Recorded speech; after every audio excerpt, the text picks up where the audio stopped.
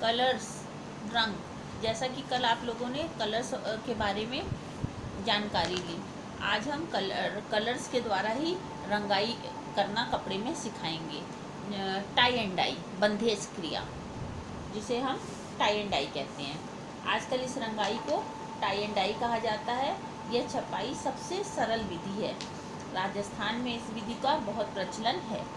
इसमें घरेलू विधि से बहुत आसानी से किया जा सकता है। रंगने की विधि, सबसे पहले रंग का घोल तैयार किया जाता है। इसके बाद जिस कपड़े पर नमूना बनाना है उसी के अनुसार गांठ लगा ली जाती है। गांठ के लिए सूती धागे का प्रयोग किया जाता है। कपड़े को सूती कपड़ा लिया जाता है। कपड़े को पानी में भिगोकर निचोड़ लिया जाता है और उसे रंग के पानी में डुबो दिया जाता है। इसी प्रकार कई बार गांठें लगाकर नया नया डिज़ाइन बनाया जा सकता है। बंधेज, बांधना। बंधेज के क्रिया करते समय कपड़े, दुपट्टे, सलवार, चादर किसी भी चीज़ में की जा सकती है और उसे खूबसूरत बनाया जा सकता है। इस कला से पुरानी साड़ियाँ, लहंगे, चुन्नी और बेड कवर को नया रूप दिया जा सकता है। इस कला में गांठ जितने पास पास बंधेगी, खुलने पर उतनी ही आकर्षक लगेगा। बांधने वाली क्रिया में धागे को खूब टाइट से बांधा जाता है जिससे पानी अंदर ना जाए। बंधेज के लिए बहुत जो सामग्री लगती है, जैसे कि लाल, पीला, हरा रंग, ये बाज़ार में आराम से मिल जाता है। और प्लास्टिक की मजबूत थैलियाँ जैसा भी डिज़ाइन डालना हो तो उसके लिए मूंग, चावल, सिक्के, पत्थर आदि अपने मनपसंद चीज़ों को अलग अलग आकार से डिज़ाइनें बना सकते हैं। कपड़े के अंदर कुछ भी आप बांध सकते हैं, राई, सरसों, गेहूँ, जैसा भी आपको डिज़ाइन बनाना है। छोटे सिक्के, सुई धागा, किसी भी चीज़ का आप प्रयोग कर सकते हैं डिज़ाइन के अनुरूप। इसकी विधि इस प्रकार है कि जैसे आप कपड़े को, जिस भी कपड़े में इस डिज़ाइन को बनाते हैं वह कपड़ा सफ़ेद होना चाहिए। डिज़ाइन में प्रयोग किए जाने वाले रंग तथा बेस रंग दोनों ही पहले से निर्धारित कर लिए जाते हैं। बांधने के लिए सूत के धागों का प्रयोग किया जाता है। इसे कसकर बांध लिया जाता है। सफ़ेद में गहरे रंग का पानी बनाएं, जैसे सफ़ेद पीला बंधनी दुपट्टा चाहिए तो पीला रंग का घोल बनाएं और एक भगोने में पानी ले लें। पानी को उतना लेना चाहिए जितना बड़ा आपका कपड़ा है, उस हिसाब से पानी लिया जाता है और उसमें कपड़ा आराम से डूब जाए। अब भगोने के पानी को उबालें और 5 किलोग्राम है पानी अगर, तो उसमें 50 ग्राम तक नमक डाल दें और 5 ग्राम रंग डाल दें। पानी उबल जाने पर कपड़ा डालें और 10 मिनट तक उबालें।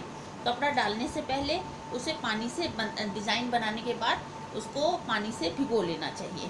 बाद में आग से उतार लें और आधे घंटे के बाद कपड़े को बाहर निकाल कर रख लीजिए। कपड़े को पानी टपकने दें और फिर उसको सादे पानी से धोकर उसे ठंडे जगह में रख कर सुखा लेना चाहिए।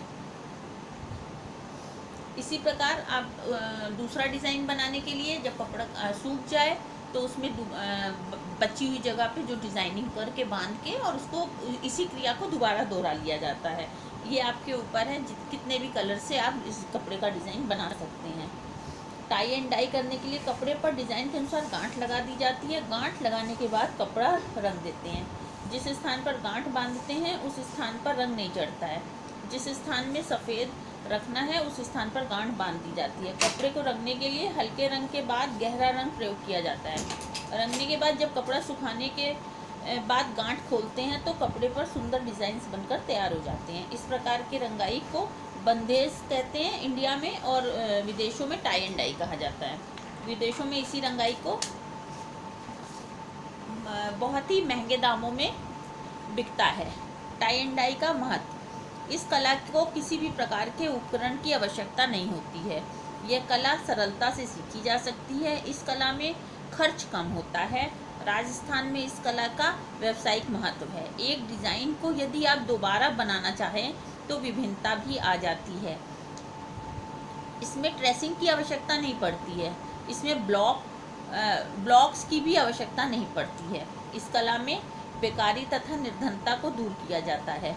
इससे कपड़े को बांधकर गांठ लगा दी जाती है। ये प्रक्रिया कला है ये प्रक्रिया बहुत आसानी से की जा सकती है और टाई एंड डाई बनने के बाद बहुत खूबसूरत लगता है। इसमें कल्पना शक्ति की अधिकता पाई जाती है। कम स्थान, कम समय में घर में बिना कारखाने के इसके डिज़ाइंस बनाए जा सकते हैं। कम व्यय से हम अपनी वेशभूषा से अधिक सजा सकते हैं। आजकल टाई एंड डाई का अत्यधिक प्रचलन हो गया है। इसके शौक के रूप में ट्रेनिंग ली जा सकती है। इसके लिए अधिक महंगी कपड़ों की आवश्यकता नहीं होती है। इस विधि का प्रकृति और रंग ही प्रमुख आधार है। इस विधि को तैयार डिज़ाइन के परिधान विशेष अवसरों में पहने जा सकते हैं।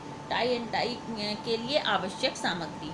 टाई एंड डाई करने के लिए आवश्यक सामग्री आपकी है कपड़ा, रबड़ के दस्ताने, टब, बाल्टी, कटोरी, पतीला, रंग तैयार करने के लिए एक स्टोव, कैंची, चाकू, सुई धागा, रबड़ बैंड, विभिन्न प्रकार के रंग, कपड़े धोने वाला सोडा, साधारण नमक, पुरानी अखबार, ये दस्ताने, ये सब चीज़ें आपके लिए ज़रूरी हैं। टाई एंड डाई करते समय कपड़ों का चयन। कपड़ा सूती, मलमल का, फैब्रिक, लिनन, सिल्क, रेशमी कपड़ा, हल्के रंग वाला कपड़ा आदि उपयुक्त माना जाता है। कपड़ा सिलवट रहित होना चाहिए, दाग धब्बे रहित तथा स्टार्च रहित होना चाहिए। रंगों का चयन। 3 प्रकार के रंग होते हैं। ये रासायनिक तथा साधारण दोनों प्रकार के होते हैं। ब्रेंथॉल रंग, इंडिगो रंग और साधारण रंग। ब्रेंथॉल रंग आपके होते हैं जो रंगाई में ब्रेंथॉल रंग का ही अधिक प्रयोग किया जाता है। यह रंग 2 प्रकार के रंग मिलने पर बनते हैं। ये रंग हैं बेस रंग तथा साल्ट रंग। इसी प्रकार बेस रंग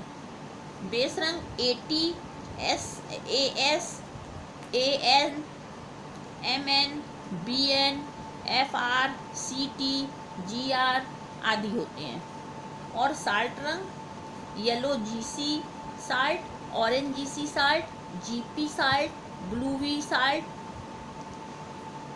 RC साल्ट, black salt, red B salt आदि होते हैं।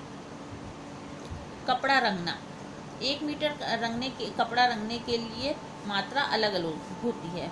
ब्लैक कलर के लिए 5 ग्राम, कास्टिक सोडा 1 चम्मच, साधारण नमक 15 ग्राम, टर्की रेड ऑयल 1 चम्मच आदि यूज़ किया जाता है।